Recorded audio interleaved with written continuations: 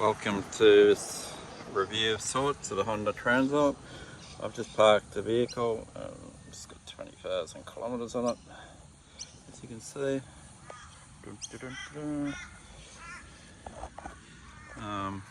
Here on a rainy Tuesday morning. Gone for a ride. Didn't realise I was so close to 20,000 k, so it worked out well. Managed to get it on for posterity with 20,000 k's. So anybody interested in buying this vehicle or this car, this motorcycle even, for 20, just to be aware, but 25 models coming out, will be out very soon in Australia, and it's probably going to be about 16.5 grand. So currently Honda have got a $1,000 off special on this, offer retail right away price. But believe me, if you're going to, that's not the way to do it. I think the way to do it is get a demo. It still gets a 2-year warranty. Well, perhaps from the first rego date.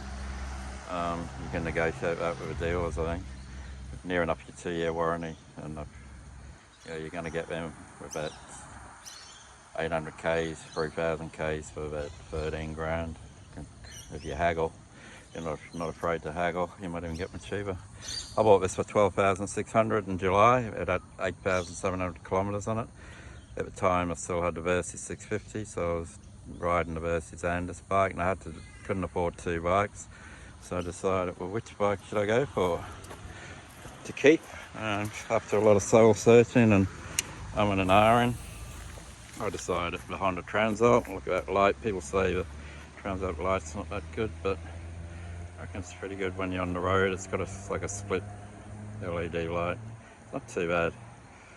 People put the crash bars in this and put the auxiliary lights on, which looks really mean. Actually, I would like to do that, but it's all money. So yeah, I paid 12,000. How much did I pay for this? 12,700, I think I paid for it. And it had the Honda original, so that Honda accessory top box on, the pillion pad, enduro, the rear pillion pegs, the tall screen, mirror, bark busters. I bought the low seat after I bought the bike, which is fantastic. It's got a small tear in it. The bike got caught in the storm, big giant branches fell on the bike, but no damage because the first branch covered the bike and knocked it over.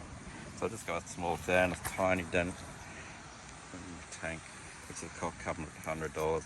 But I was lucky, the bike could have been worse. No damage, it was just so lucky. I was sitting at a coffee shop. I got a YouTube video on there, but only out in the aftermath. I was sitting looking at my bike and the storm came up and bang, bang, bang, and all these branches fell off and my bike was completely under the tree. So it was an interesting day. But as I said, no damage. Very tough as nails, these bikes. So what's my thoughts after ride? I've ridden it myself, 12,000 k's. It's got 20,000 k's on it. I believe it's a pretty decent bike if you predominantly want to do uneven, potholed and smooth back road, mountain roads, have a bit of fun and twisties, travel anywhere you want. I mean, I regularly do 400 plus kilometre days, and it is no worries. I stand up a lot because I like the exercise, I like the feeling of standing up, and this bike's pretty good for standing up. Obviously, it could be tweaked better. I'm 5'8" with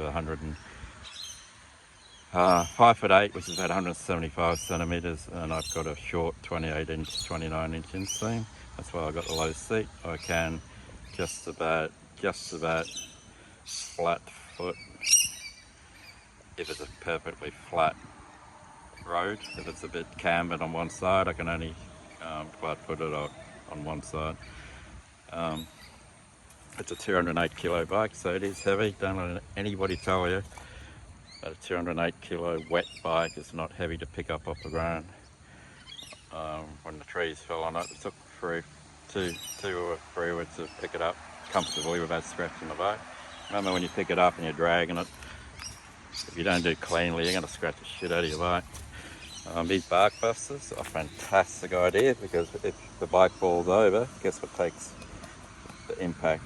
So yeah, crash bars are great, but if it's a low tip over, in which most people never come to a stop on uneven ground, then they may tip the bike over.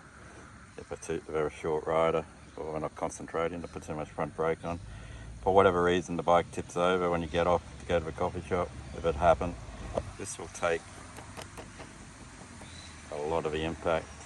If you're going to fall, like if a bike tips over, just try and gently guide it down and step away from the bike. Yeah, great idea in bike if I wanted. Yeah, let's stick out. So that's sticking way out from the body there. And that surface area takes a lot of impact without even damaging. Yeah, so is that 20,000 kilometres there? 20,000 k's. Ooh. So I've got these little panniers on the bike, sunglasses, batteries. Yeah. Apart from that, the bike's pretty well stocked. Only cost us been the services and 2 tyre. I replaced the tyres at 12,000 k's, would you believe it, the stock tyres. And I've done another 8,000 k's on these ones.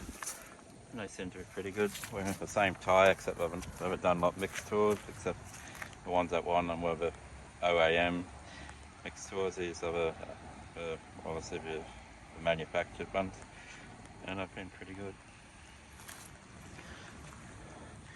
Any negatives to the bike? It's starting to rain here, sunny Gold Coast. What a place to hit 20,000 k's, eh? The Advanced Zone pub. Beach One Hotel, sorry, that's what's cool. So is there any downsides? I'm just going to put some bloody wet weather gear on.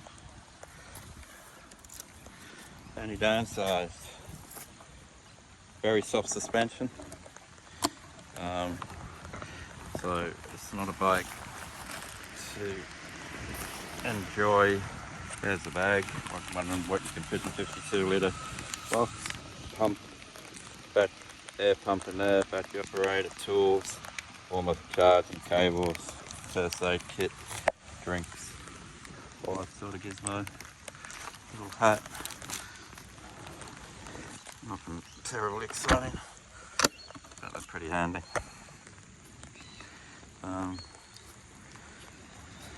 So very soft suspension. And if you modify the suspension, optically, you put a zipper spring on the back, so it's better on uneven off-road surfaces. You will increase the seat height because the sag won't be as much when you sit on it. Therefore, if you're a shorter rider, your feet will be even further off the ground if you stiffen the suspension up. So you'd have to stiffen the suspension up somehow and we'll put a lowering link on it, them 2 pins. And you don't really get that much advice.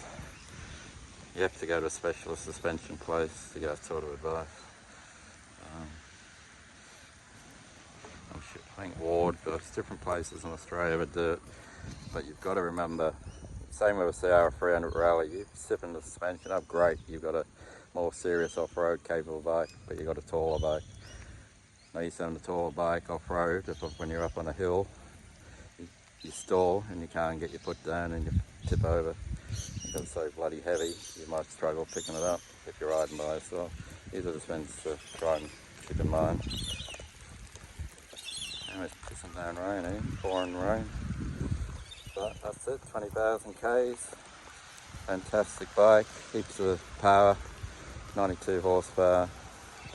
It pulls over 110, 20 third gear, 100, think theoretically 160 in fourth gear, and I think theoretically we'll do a top speed of near 210 kilometres an hour. Not bad for a little 750 parallel twin, dual purpose bike of sorts, adventure bike. It freaking goes, and I've got the sound exhaust and everything on it, so people nowadays could tune this and get more horsepower, but I think it's quick enough.